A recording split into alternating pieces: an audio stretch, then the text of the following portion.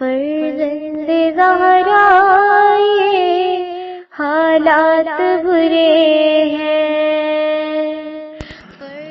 کاشانہ بصیرت ایک ایسا مکمل یوٹیوب چینل جس پر محروم بصارت کے لیے بالخصوص اور تمام افراد کے لیے بالعموم سینکڑوں کی تعداد میں اسلامی کتب دستیاب ہیں۔ لہذا گزارش ہے کہ آپ اپنی ذمہ داری نبھاتے ہوئے کاشانہ بصیرت کو سبسکرائب کرنے کے ساتھ ساتھ بیل آئیکن کو پریس کیجیے تاکہ آپ علم کے حصول کے ساتھ ساتھ مذہب اہل بیت کی اشاعت میں بھی اہم کردار ادا کرتے رہیں۔ کاشانہ بصیرت۔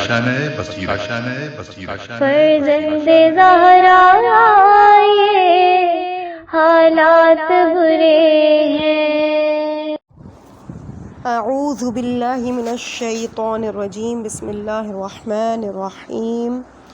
رب اشرح لی صدری ویسر لی امری واحلل عقدۃ من لسانی یفقہوا قولی۔ اللہم صلی علی محمد وآل محمد وعجل فرجہم۔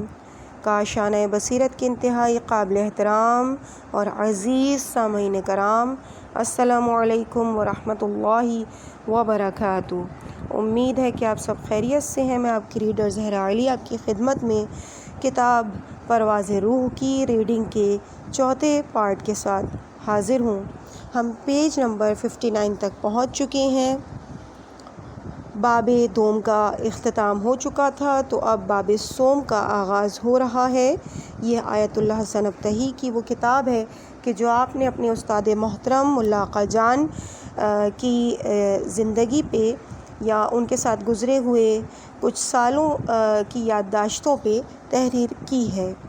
اب جو ہیڈنگ شروع ہو رہی ہے وہ ہے مجالس پڑھنے کا انداز۔ وہ کہا کرتے تھے کہ ذاکرین اکثر مصائب پڑھتے وقت گریہ نہیں کرتے، جو مجلس پڑھنے والے گریہ کرتے بھی ہیں تو واجبی سا۔ معلوم ہے اس کی کیا وجہ ہے؟ اس کی وجہ یہ ہے کہ جب مقتل کا مطالعہ کرتے ہیں تو نظر میں صرف یہ ہوتا ہے کہ اس کو یاد کر کے مجلس میں دہرا دیں، اس کی معنویت پر اور مصائب پر توجہ نہیں کرتے، اور سید الشہداء علیہ السلام کے مصائب کا مطالعہ کرتے وقت آنسو نہیں بہاتے۔ نتیجہ یہ کہ دل میں سختی آ جاتی ہے۔ چنانچہ میں جب بھی مقتل کا مطالعہ کرتا ہوں تو مندرجہ ذیل باتوں پر عمل کرتا ہوں، تم بھی ان پر عمل کیا کرو۔ اول یہ کہ مقتل کی کتاب کے متعلق کے وقت باوضو رہو اور اس کو ایک عبادت سمجھو۔ دوسرا یہ کہ مقتل میں جو کچھ بیان ہو رہا ہے اس ماحول میں اپنے آپ کو وابستہ کر لو اور ان مصائب کو خود محسوس کرو۔ تیسرا یہ کہ جہاں تک ممکن ہو کوشش کرو کہ آنکھوں سے آنسو بہہ نکلیں تاکہ ثواب عظیم حاصل ہو اور ساتھ ہی ساتھ دل کی سختی دور ہو۔ وہ کہتے تھے کہ ایک روز قم میں حضرت معصومہ علیہ السلام کے حرم میں داخل ہوا، اوپر کی طرف دیکھا کہ یکایک میری آنکھوں کے حجاب ہٹ گئے اور حرم میں معصومہ علیہ السلام 3 دوسری خواتین کے ساتھ، حضرت معصومہ علیہ السلام 3 دوسری خواتین کے ساتھ کہ جن میں سے اس وقت تک میں واقف نہیں تھا تشریف رکھتی ہیں۔ ان کی خبر مجھے نہیں تھی کہ اولاد فاطمہ زہرا سلام اللہ علیہا میں سے کوئی اور بھی حضرت معصومہ علیہ السلام کے حرم میں دفن ہیں۔ حضرت معصومہ سلام اللہ علیہا نے مجھ سے فرمایا کہ ذکر سید الشہداء کرو۔ میں دیبل کے اشعار جو مصائب حضرت سید الشہداء بیان کرتے ہیں پڑھنے لگا۔ وہ خواتین گریہ کرنے لگیں، ایک ساتھ روضے کے وسط سے اٹھ کھڑی ہوئیں، اور مجھے خیال آیا کہ جو کچھ میں نے اشعار پڑھے ہیں وہ ان کی خاص دلچسپی کا باعث نہیں ہوئے، لہٰذا تشریف لے جا رہی ہیں، مگر یکایک دیکھا کہ جیسے حرم کے اندر آفتاب چمک رہا ہو، ایک نور ظاہر ہوا اور حضرت فاطمہ زہرا سلام اللہ علیہا ان کے ساتھ شریک ہو گئیں۔ یہ خواتین ان کے احترام میں اپنی جگہ سے کھڑی ہو گئی تھیں۔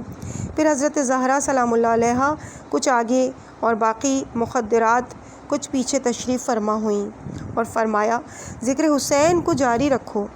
میں نے دوبارہ دیبل کی ان اشعار کو جو فاطمہ زہرا سلام اللہ علیہا کو خطاب میں سنایا، جس پر آپ علیہ السلام نے اور ساری دوسری خواتین نے بہت زیادہ گریہ کیا۔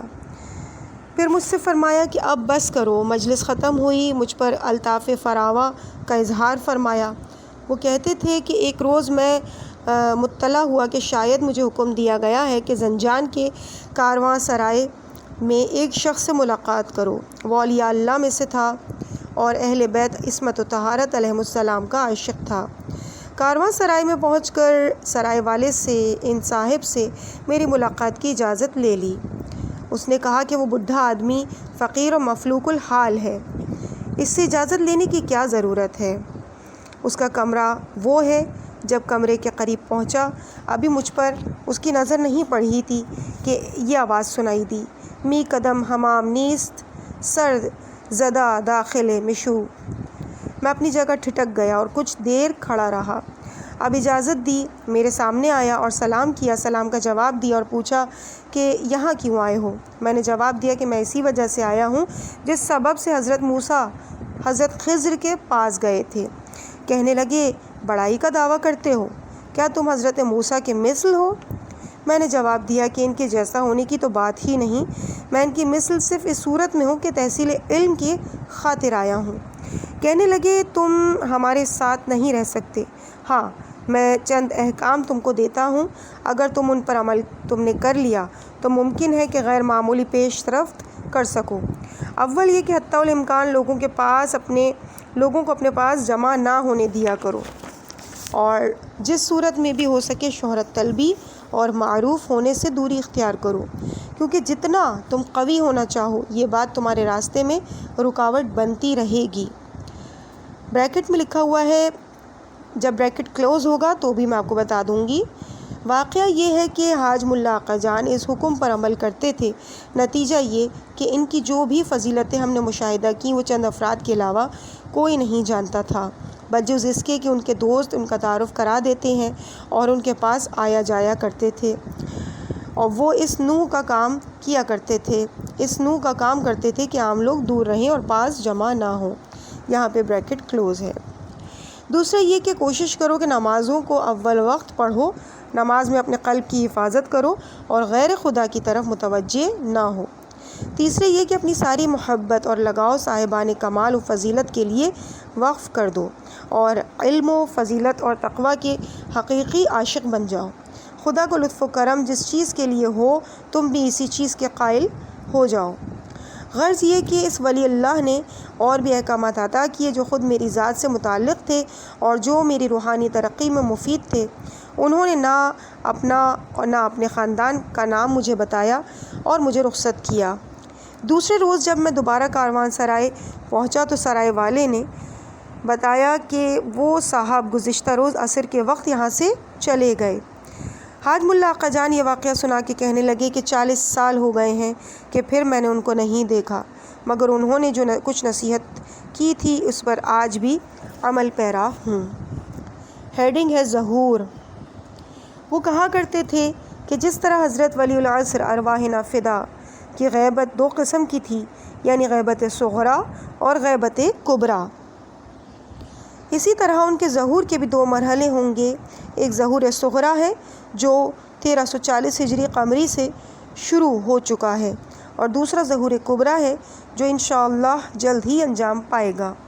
میں نہیں جانتا کہ استاد نے یہ بات کس سند کے تحت کہی، اس وقت مجھ سے یہ بھول بھی ہو گئی کہ اس کی تشریح ان سے نہیں پوچھی، مگر کچھ عرصے بعد ایک سید کے ایک مکاشفے کے دوران ایسا اتفاق ہوا کہ استاد کی اس بات کی توضیح ہو گئی جو شاید انشاءاللہ آئندہ کی حقیقت ظہور سے مطابقت بھی رکھے۔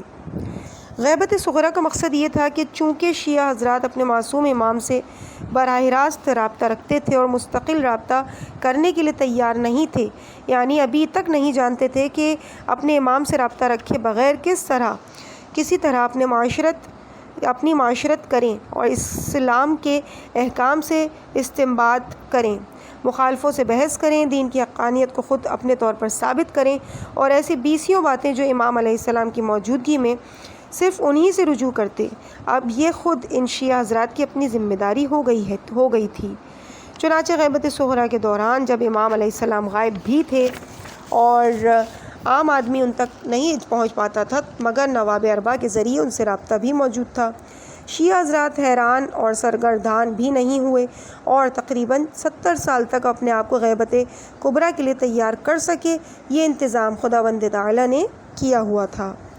اسی طرح سے ظہور صغریٰ کا مقصد یہ ہے کہ دنیا میں لوگ خصوصاً شیعہ اور آن جناب علیہ السلام کے چاہنے والے ظہور کبریٰ کے لیے تیاری کر سکیں، یعنی ظہور صغریٰ کے دوران لوگ حضرت بقیت اللہ ارواحنا فدا کی خدمت میں براہ راست نہیں پہنچ سکیں گے، مگر کچھ باتیں جو ظہور کبریٰ کے آثار ہیں وہ ظاہر ہو چکے ہیں۔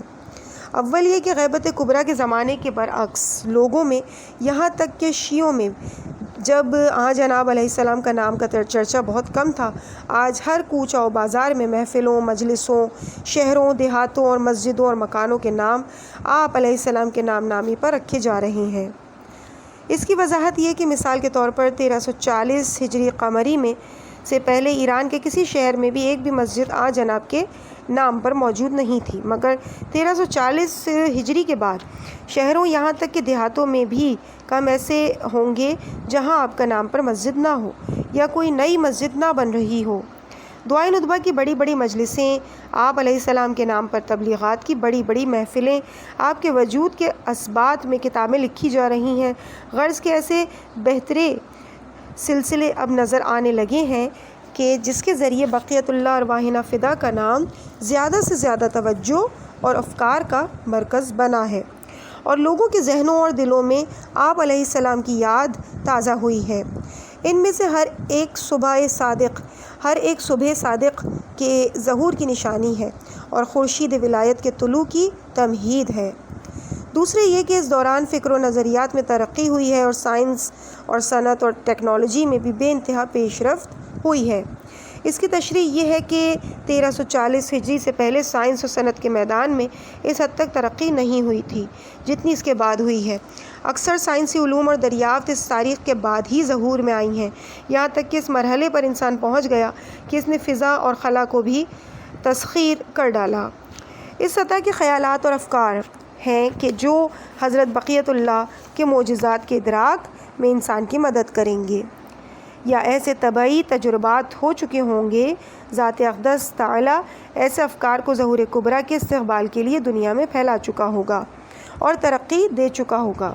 تیسرا یہ کہ معجزات اور جناب کے بہت زیادہ ارتباط کا ظہور ہوگا، جیسا کہ ہم نے اپنی کتاب ملاقات با امام زمانہ علیہ السلام میں اس موضوع کو مکمل طور پر ثابت کیا ہے۔ چوتھے یہ کہ 1340 سے پہلے شیعہ حضرات سہم مبارک امام علیہ السلام بہت کم تعداد میں دیا کرتے تھے، چنانچہ ہم لوگ گزشتہ زمانے کے مراجع اور علماء عظام کی سوانح حیات میں پڑھتے ہیں کہ وہ کس مسرت میں زندگی بسر کرتے تھے، اور طلاب علوم دینی کو دینے کے لیے ان کے پاس رقم نہیں ہوا کرتی تھی۔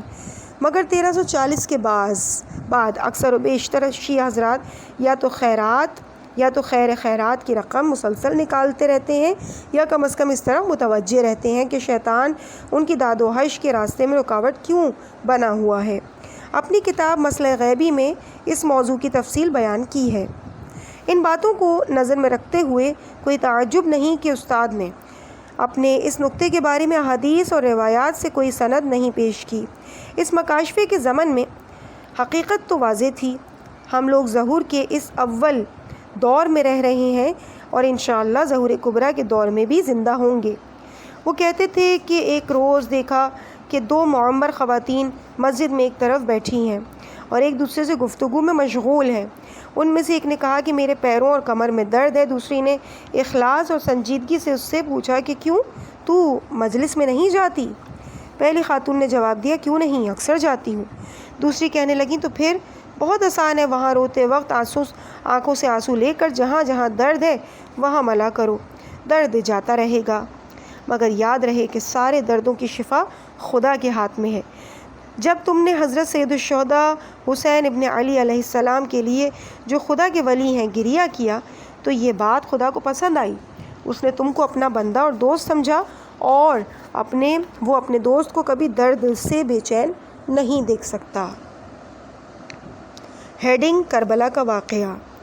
انہوں نے ایک رات ایک واقعہ بیان کیا جو حضرت ابوالفضل عباس علیہ السلام کے مقام کو پیش کرتا ہے۔ انہوں نے کہا کہ چند سال قبل کربلا کی زیارت کے لیے گیا۔ رات کو حضرت سید الشہداء علیہ السلام کے حرم کے ایوان میں سوتا تھا۔ عام طور سے اول شب حضرت ابوالفضل عباس کی زیارت کو جاتا۔ ایک رات کو حضرت ابوالفضل عباس علیہ السلام کے صحن میں داخل ہوا تو دیکھا 2 نوجوان حرم کے سامنے زری بھی نظر آ رہی تھی کھڑے ہیں۔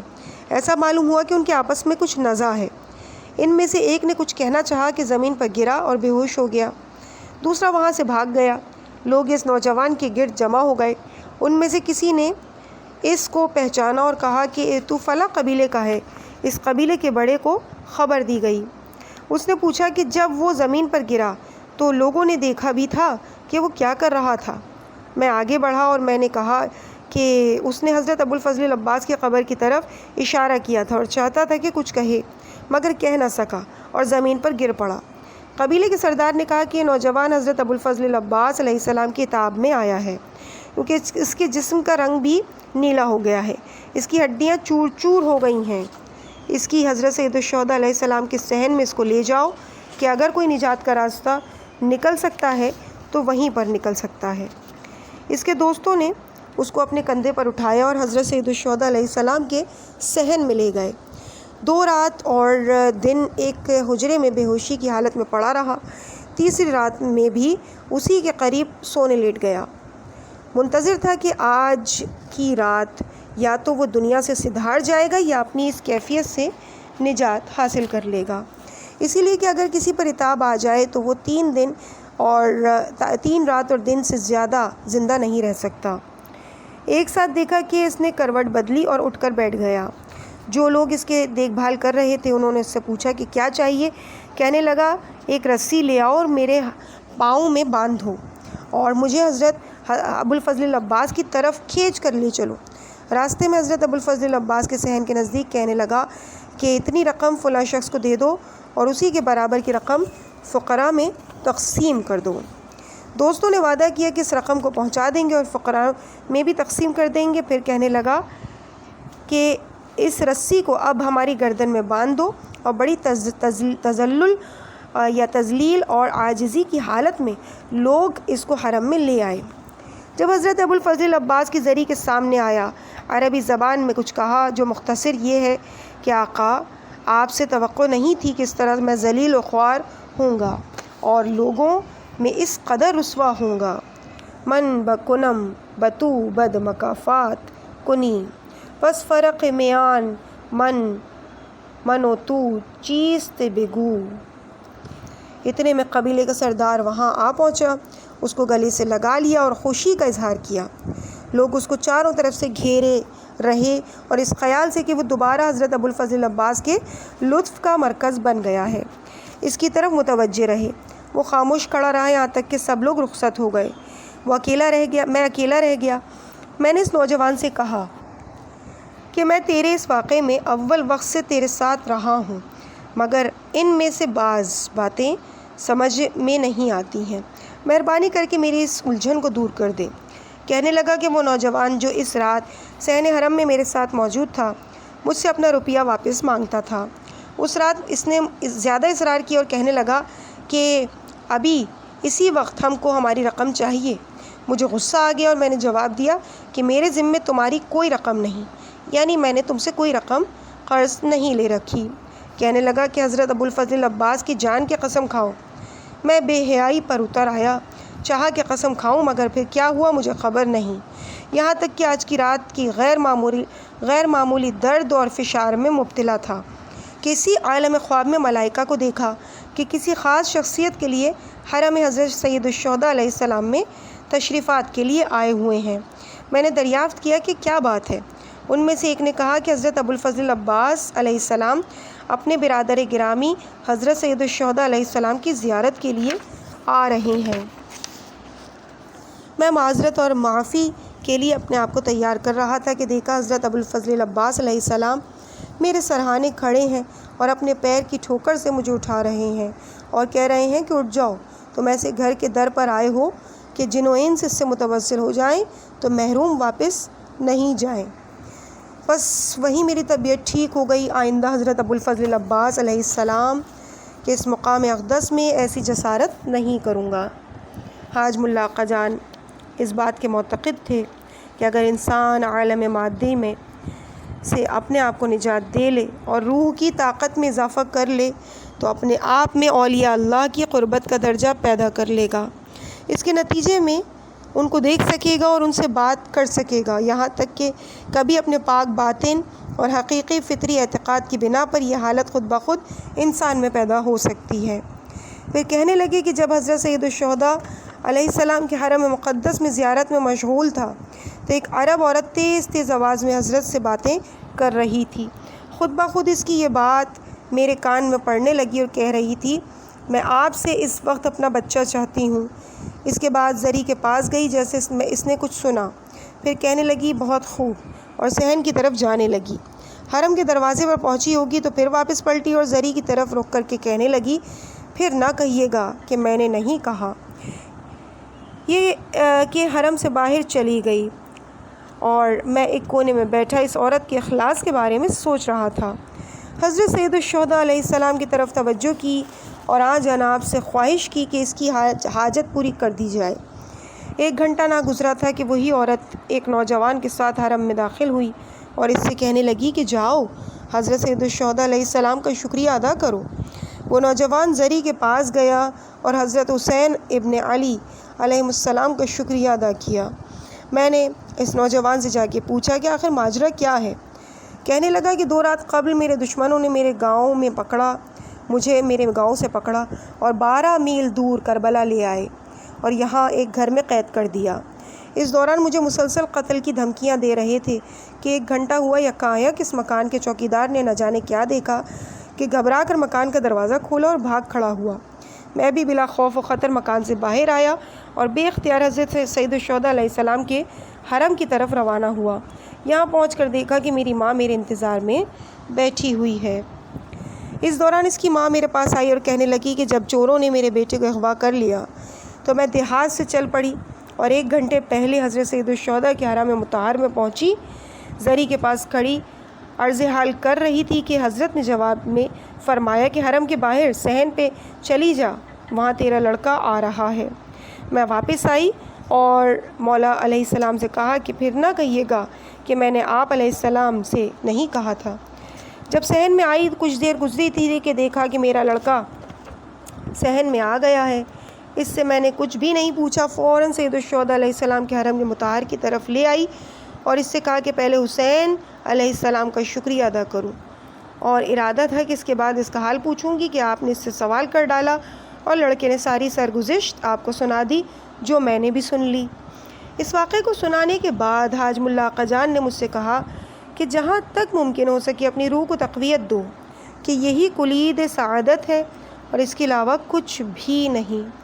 وہ کہتے تھے کہ ایک رات نجف اشرف میں خواب میں دیکھا کہ حضرت امیر المومنین علیہ السلام پیغمبر اکرم صلی اللہ علیہ وآلہ وسلم کی خدمت میں بیٹھے ہیں، آقا شیخ محمد حسین بھی بیٹھے ہیں اور میں بھی ان لوگوں کی خدمت میں حاضر ہوں۔ رسول اکرم صلی اللہ علیہ وآلہ وسلم حضرت علی بن ابی طالب علیہ السلام سے کچھ گفتگو فرما رہے ہیں۔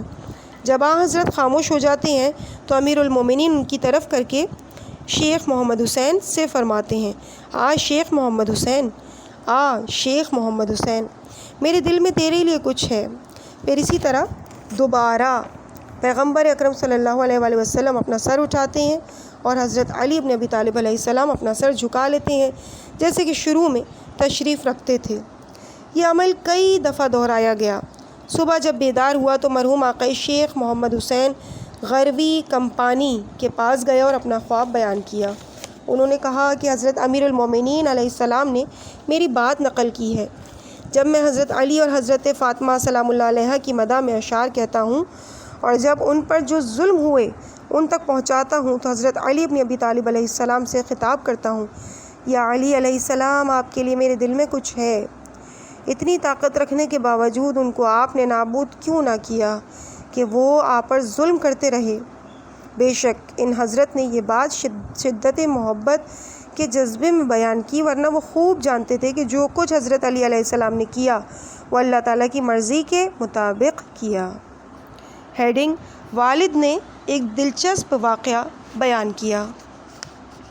اسی سفر میں میرے والد کی ایک رات ان کو مشہد میں ہمارے گھر پر مدعو کیا۔ ہم لوگ ایک ساتھ بیٹھے ہوئے تھے اور بات چیت کر رہے تھے۔ اس دوران انہوں نے میری طرف رخ کیا اور کہنے لگے کہ تم سادات خوش قسمت ہو کہ ہمیشہ انقلابات اور مادی اور معنوی کامیابیوں کے پیش رو رہے ہو۔ اس کا واحد سبب مسئلہ وراثت اور شجرہ طیبہ ہے کہ جس کی جڑیں لوگوں کے دلوں میں پائیدار ہیں اور اس کی شاخیں لوگوں کے اجتماع اور معاشرے میں فعالیت کی بنا ہیں۔ میں نے پوچھا کہ کہاں سے پتہ چلا کہ میں سید ہوں؟ کہنے لگے کہ تم سید ہو، اس کے لیے میرے پاس دلائل ہیں، آئندہ شاید تم پہ واضح ہوں۔ والد نے حاج ملا آقا جان سے کہا کہ میں ایک واقعہ جانتا ہوں کہ اگر آپ اجازت دیں تو بیان کروں کہ اس لڑکے کو یہ پتہ چل جائے کہ وہ سید ہے۔ کہنے لگے کیا حرج ہے، بیان کریں۔ والد کہنے لگے کہ میں 16 سال کا تھا کہ میرے والد کا انتقال ہوا۔ ایک شادی شدہ بڑی بہن تھیں جو مشہد کے مضافات میں رہا کرتی تھیں۔ اس جگہ کا نام مایون بالا تھا۔ مشہد کا موسم گرم ہوا کرتا ہے تو میں نے بھی مایون بالا کا قصد کیا۔ اس زمانے میں بسیں وغیرہ وہاں نہیں جاتی تھیں۔ 3 گدھے کرائے پر لیے، ایک پر میری والدہ، دوسرے پر میری چھوٹی بہن سوار ہوئیں، تیسرے پر سامان لادا گیا، اور اگر میں چلتے چلتے تھک گیا تو کچھ دور میں بھی سواری کر لوں گا۔ ان گدھوں کا مالک جو ایک بے ادب جوان تھا ہم لوگوں کے ساتھ ساتھ پیدل چل رہا تھا۔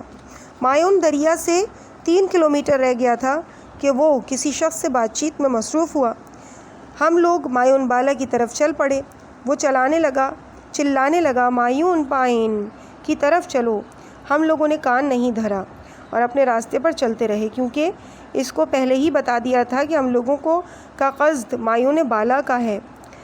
ابھی دریائے مایون سے مایون بالا 3 کلومیٹر دور تھا کہ وہ دوڑتا ہوا ہم لوگوں کی طرف آیا اور گدھوں کو روک لیا۔ ہم لوگوں کو اس بات پر اتار دیا اور اندھیرا ہوا چاہتا تھا۔ کہنے لگا کہ باقی کرایہ یہاں بھی ادا کرو اور پیدل چلے جاؤ۔ والدہ نے کتنا ہی کہا کہ ہم لوگوں کو مایون بالا پہنچا دو، جو زیادہ کرایہ کہہ دو گے وہ ہم تم کو دے دیں گے، مگر وہ شخص راضی نہ ہوا۔ اس کا امکان تھا کہ وہ اندھیرے کے انتظار میں ہو کہ ایک عورت ایک جوان لڑکی کے ساتھ اس بیابان میں تھی کہ کہیں شرارت کا ارادہ نہ رکھتا ہو۔ والدہ اس بات سے بہت گھبرائی ہوئی تھیں۔ اندھیرا چھا گیا، ایسا کہ درختوں کے جھنڈ کے نیچے ہاتھ کو ہاتھ دکھائی نہیں دے رہا تھا اور نہ سمجھائی دے رہا تھا۔ والدہ اتنی پریشان تھی کہ مجھے اور میری بہن کو مارنا شروع کر دیا۔ کہنے لگیں کہ کیا تم لوگ سید نہیں ہو؟ اپنے جد کو کیوں نہیں پکارتے؟ میں بھی رونے لگا اور زور زور سے پکارنے لگا، یا جدہ ہو، یا جدہ ہو۔ یکایک دیکھا کہ دریا کے کنارے سے ایک بلند قامت سید آ رہے ہیں کہ اس تاریکی میں بھی ہم لوگ ان کا رنگ اور لباس پہچان رہے تھے۔ آج بھی یاد ہے کہ سر پر سبز عمامہ تھا اور جسم پر سفر کے دوران بلند قبا پہنے ہوئے تھے۔ نہ ہم لوگوں سے سوال کیا اور نہ یہ پوچھا کہ کیا بات ہے۔ اس جوان کی طرف رخ کر کے کہنے لگے، اے بدبخت، پیغمبر صلی اللہ علیہ وآلہ وسلم کی ذریت کو تو نے دریا کے کنارے پریشان اور سرگرداں کیا ہوا ہے۔ حالانکہ وہ حضرت بظاہر نہ ہم لوگوں کو جانتے تھے اور نہ ہم لوگوں میں سیادت کی کوئی علامت نظر آ رہی تھی۔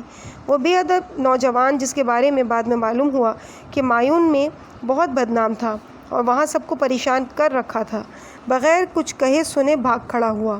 وہ صاحب اس کے پیچھے گئے اور اس کو پکڑ کے لائے اور کہا، جاؤ، جا کر گدھوں کو لاؤ، ان لوگوں کو سوار کرو اور جہاں یہ جانا چاہتے ہیں وہاں پہنچاؤ۔ اس نے چپ چاپ کہا مان لیا۔ میری والدہ نے ان سے کہا کہ آپ چلے جائیں گے تو یہ پھر ہم کو پریشان کرے گا۔ انہوں نے فرمایا، ہم تمہارے گھر تک تمہارے ساتھ ہیں۔ وہ صاحب سارے راستے ہمارے ساتھ رہے۔ ہم لوگوں کو اس کا احساس بھی نہیں رہا کہ یہ رات کا وقت ہے۔ ایسا معلوم ہوتا تھا کہ جیسے دن کا وقت ہے اور ہم لوگ کو راستہ صاف اپنے سامنے دیکھ رہے تھے۔ ہماری بہن کا گھر ایسی جگہ تھا جہاں درخت اور کوئی دوسری عمارت قریب میں نہیں تھی۔ ہم لوگوں کو اس گھر کے دروازے تک پہنچا کہ ان صاحب نے دریافت کیا کہ تم سب لوگ اپنے گھر پہنچ گئے؟ ہم لوگوں نے جواب دیا، جی ہاں جناب، آپ کا بہت بہت شکریہ۔ میری والدہ نے مجھ سے کہا کہ ان صاحب کو گھر میں بلا لو تاکہ یہاں ہی آرام کر لیں۔ میں نے جواب دیا کہ وہ صاحب ہیں کہاں؟ رات اندھیری تھی، میں زور زور سے کتنا ہی آوازیں دیتا رہا مگر کسی نے جواب نہ دیا۔ میں بعد میں سوچتا رہا کہ دریا کے کنارے کس طرح اتنی تاریکی میں ان کے لباس وغیرہ کو میں دیکھ پایا۔ ان کو ہم لوگوں کے سادات ہونے کی اطلاع کہاں سے تھی اور ہم لوگوں پر وہاں کیا گزر رہی تھی، ان کو خبر کیسے ہوئی؟ اور پھر یکا یک ہم لوگوں سے ایسے بچھڑے کہ پھر کبھی پتہ نہ چلا۔ والد صاحب کے اس واقعے کو بیان کرنے کا مقصد یہ تھا کہ ہم لوگوں کے سید ہونے کی دلیل پیش کریں کہ جیسا کہ ان حضرت نے اس جوان سے مخاطب ہو کر فرمایا کہ اے بدبخت، پیغمبر کی ذریت کو دریا کے کنارے لا کے پریشان کر رہے ہو۔ مختصر یہ کہ حاج ملا آقا جان کچھ دن اور مشہد میں رہ کر زنجان روانہ ہو گئے۔ میں بھی قم چلا گیا۔ قم میں رہائش کے دوران وہ خط و کتابت کے ذریعے میری رہنمائی کرتے رہے۔ اس سال انہوں نے بے انتہا اصرار کیا کہ میں ایسے لوگوں سے ضرور ملاقات کروں جو عرفان اور ارشاد کے مدعی ہیں۔ اس فرمائش پر جو کچھ میرے لیے مستقبل میں مضمر تھا وہ غالباً جانتے تھے۔ چنانچہ ایک دن میں قم کے ایک معروف عالم دین کی خدمت میں حاضر ہوا اور ان سے معنویات و کیفیت وصول حقائق کے بارے میں سوال کیا۔ انہوں نے مجھ سے فرمایا کہ ہر روز 400 مرتبہ ذکر یونسیہ کو سجدے میں کہا کرو۔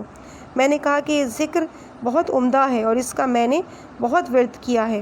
آپ سے درخواست ہے کہ کوئی دوسرا ذکر مجھے عطا کریں۔ کہنے لگے کہ تم 40 دن تک اسی ذکر کو جاری رکھو، اس لیے کہ میں نے اس کی تم کو آج اجازت دی ہے۔ تم دیکھنا کہ اس کی تاثیر جدا ہے۔ میں نے اپنے آپ سے کہا کیا حرج ہے، یہ بھی کر کے دیکھ لیتا ہوں۔ چنانچہ ہر روز سجدے میں 400 مرتبہ ان کی اجازت سے کہتا لا الہ الا انت سبحانک انی کنت من الظالمین۔ تیسرے دن ذکر یونسیہ ختم کرنے کے بعد سونے لیٹ گیا۔ خواب میں نے دیکھا کہ میرے اور میرے مقصد جو میں رکھتا تھا اس کے درمیان ایک ایسی دیوار حائل ہے جس کا قطر 1 کلومیٹر سے زیادہ ہے۔ میں چاہ رہا ہوں کہ اپنی زبان کو 20 منٹ تک ذکر یونسیہ میں اتنا ہی وقت لگتا ہے، بریکٹ میں لکھا ہوا ہے کہ ذکر یونسیہ کو اتنا ہی وقت لگتا ہے، 20 منٹ تک کام میں لا کر دیوار کو اپنے راستے سے ہٹا دوں۔ پہلے اور دوسرے روز کہ یہ ورد کیا تھا اس سے استفادہ نہ کر سکا تھا۔ پریشان تھا کہ تیسرے روز بھی نہ صرف یہ کہ کوئی پیش رفت نہ کر سکا تھا بلکہ شیطان نے دیوار اور چوڑی کر دی تھی۔ چنانچہ اسی مایوسی کی کیفیت میں زور زور سے فریاد کرنے لگا یا صاحب الزمان، میری مدد کو آئیے، میں اس حجاب اور پریشانی سے نجات ہمیں دیجیے۔ ایک ساتھ دیکھا کہ وہ لمبی چوڑی دیوار ریزہ ریزہ ہو گئی اور ایک تیز ہوا اس کو ایک لہجے میں بہا لے گئی۔ راستہ صرف صاف ہو گیا اور میں جلد ہی اپنے مقصد تک پہنچ گیا۔ وہاں صرف نور ہی نور تھا۔ مجھے وہاں بہت سی باتیں تعلیم کی گئیں جس میں سے کچھ یہ تھیں۔ اگر غیر معصوم افراد کے کہنے سے خواہ وہ کوئی بھی ہو ذکر اور دعائیں انجام دی جائیں تو گویا ایسا ہے کہ جیسے زبان سے اتنی لمبی چوڑی دیوار کو گرایا جائے، لیکن اگر معصوم علیہ السلام کی وساطت اور وسیلے سے وہ ذکر اور دعائیں کی جائیں تو رکاوٹیں فوراً دور ہو جائیں گی اور حجاب برطرف ہو جائیں۔ وہ ان دولت مندوں کی طرح ہیں کہ جو کچھ چاہیں تو دوسرے کو مالا مال کر دیں، ایک لہجے میں دوسرے کو بھی دولت سے نواز دیں۔ لیکن کوئی فقیر اگر چاہے کہ خود اس دولت کو حاصل کرے یا کسی دوسرے فقیر کی رہنمائی میں دولت مند بننا چاہے تو سالہ سال لگ جائیں گے، یہ بھی پتہ نہیں کہ آخرکار اس میں کامیاب ہوگا بھی یا نہیں۔ بات تو بہت گہری تھی۔ میں خواب سے بیدار ہوا تو احساس ہوا کہ ایک بڑی غلطی کر بیٹھا تھا۔ اسی وقت مرحوم حاج ملا آقا جان کو خط میں یہ سب کچھ لکھ بھیجا۔ انہوں نے جواب میں لکھا کہ ہر غلطی کے بعد انسان اگر متنبہ ہو جائے تو وہ اس کی عقل و فراست میں اضافے کا باعث ہوتا ہے۔ امید ہے کہ آئندہ ایسے افراد سے متوسل نہیں ہوں گے جو ارشاد کے مدعی ہوتے ہیں اور خود ہی ذکر اور ورد اپنے طور پہ بتا دیتے ہیں، اس کے اثر کو بھی اپنی اجازت سے نسبت دیتے ہیں۔ کیا یاد نہیں کہ 2 سال قبل میں تمہارے لیے بحیثیت رفیق کے چنا گیا تھا؟ اس وقت تم پوری احتیاط کرتے تھے کہ کہیں میں تم کو اپنا مرید نہ بنا لوں۔ ایسی کیا بات ہوئی کہ اتنی روحانی ترقی کے بعد اب کسی مرشد کی تلاش میں پڑ گئے ہو؟ بہرحال اس خط کے ذریعے تم کو دعوت دے رہا ہوں کہ محرم یہاں زنجان میں آ کے کرو اور تزکیہ روح کی کوشش کرو کہ آئندہ اس قسم کی غلطی کے مرتکب نہ ہو۔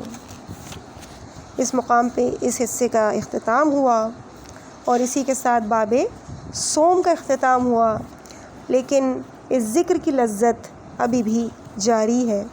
انشاءاللہ اس سے آگے کہ ریڈنگ کو آپ کے سامنے اگلے پارٹ میں پیش کیا جائے گا۔ صفحہ نمبر ہوگا 80، باب چہارم، اور ہیڈنگ ہوگی زنجان کا سفر۔ مجھے اپنی دعاؤں میں یاد رکھیے گا۔ والسلام علیکم ورحمۃ اللہ وبرکاتہ۔